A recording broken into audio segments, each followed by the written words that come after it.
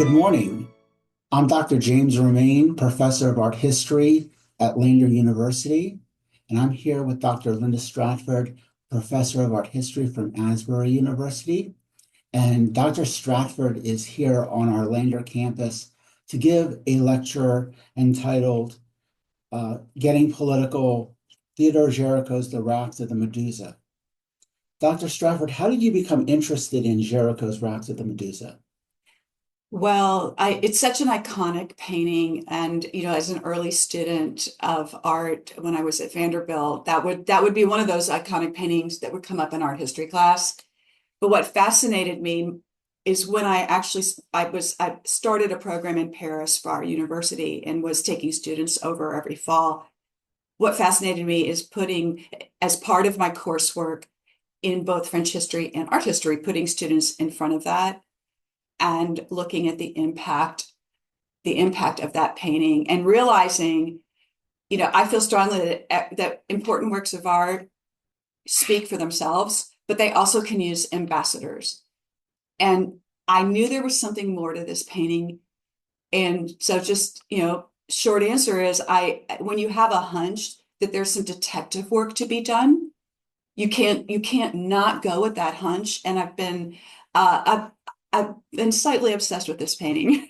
Haven't published on it yet, but have been gleaning what I can about this painting. There's a lot of work yet to be done.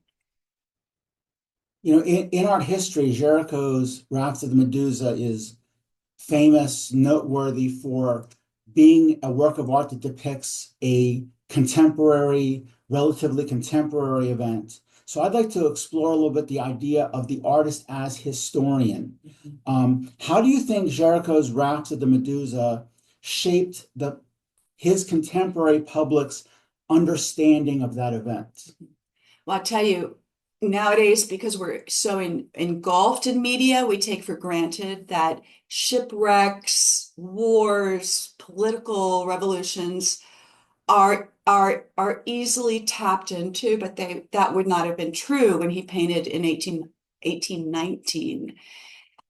And my interest is in knowing just how important communication is in general. That'd be a place to start. Like this morning, I woke up, went out to the breakfast room, and there is news of in Thailand a 7.7 earthquake. Woke up, saw that, and it took me back. This is an example to the catapult that was this shipwreck. And it wasn't just the ship that was wrecked. It had a long-term impact. That is, the shipwreck had an impact on the political system at home. We're living with this today in the United States. As soon as something happens that's perhaps not a natural disaster, but let's say say a plane crashes in the Potomac, we begin to politicize it, don't we? And wanting to know who to blame. That's exactly what happened with this painting. And that's one of the trails that brought me to this interest in the politics of the shipwreck. Because there were whistleblowers, there were books written, the painting toured, and one had to pay to see it. And it became a landmark means to talk about what essentially was a political problem, political leadership problem.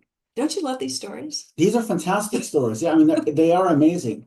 When you think about the history of art, because in many cases, works of art were created as commissions by persons in power, whether it's the Pharaoh in Egypt or the King of France, etc. They reflect the point of view of the contemporary authority. They have the voice of the contemporary authority, whereas Gericault's work is anti-authoritarian. It represents a kind of shift. So I was more interested in your ideas about, Gericault as a model for the artist as social critic.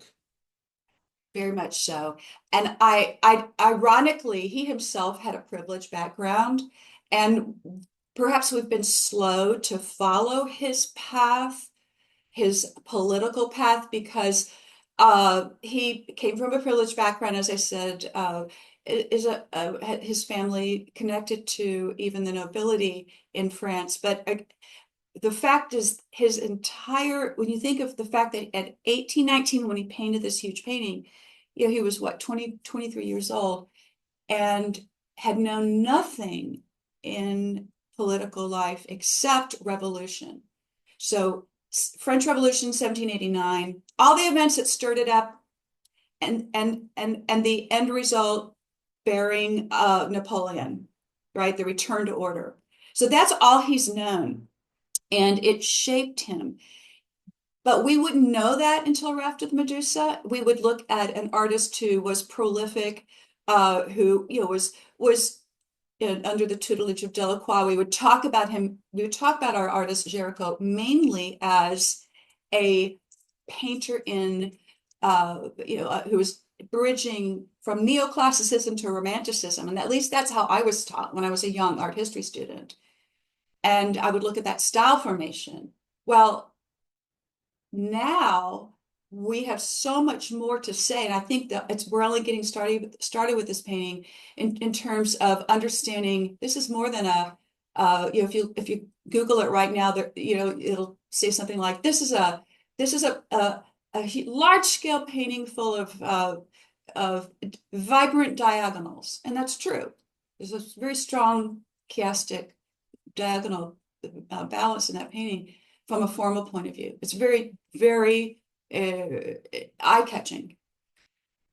And we might concentrate on that so much that we don't see some of the things. I hope we'll have time when we're together today with students, a few of us, to notice the tattered French, that is the Republican French flag, the flag not of the monarchy, but the flag of the French Revolution, the tricolore, the red, white, and blue stripes.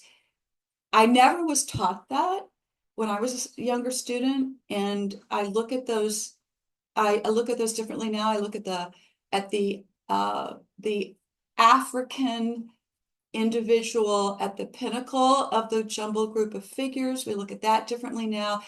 And I love what's in the center of a painting is always important. And when you look at Raft with Medusa, what's in the center is a whistleblower, an angry man who's gesticulating as if he's pointing with accusation. We'll look at him today.